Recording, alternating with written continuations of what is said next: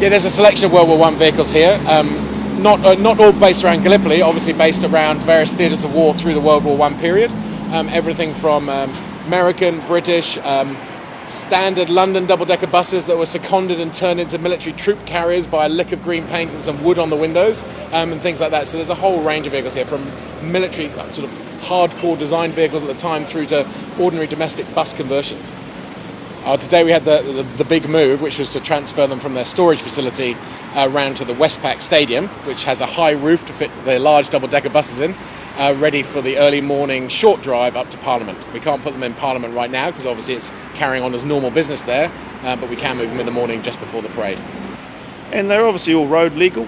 They are. They've all just been through a test as far as braking and stuff like that. Obviously not totally road legal to current standards because a lot of them don't have lights on and things like that, so we came in under full police escort and a permit to travel from the storage to here. So you wouldn't want to pop out on the state highway in one of these. Probably wouldn't get much more than 14 kilometres an hour out of them, so I think you get a lot of honking if you did.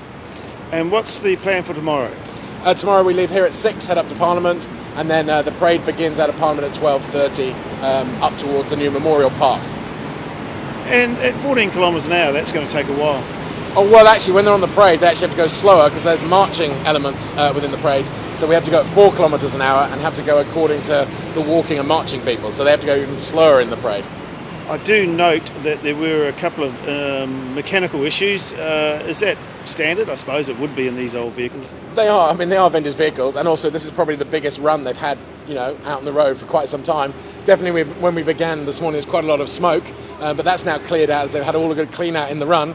All the problems were just overheating. The odd split in a water pipe, but because we've travelled so far with them, it's actually just got really hot. That's what all the problems were. Actually, was just that. This would be a very rare collection of vehicles to be out on a public road. Oh, this is certainly a unique opportunity. I don't think, definitely in New Zealand, and probably not even the world, you might necessarily find this many World War One vehicles all together in one space. I mean, if you imagine them in a museum, it would take up a huge amount of space, so no museum would, and also the fact they've all just driven down the road to get here, so all working. So it was definitely a unique sight as they came around the bays, around the waterfront and Oriental. Certainly different and something special for the city.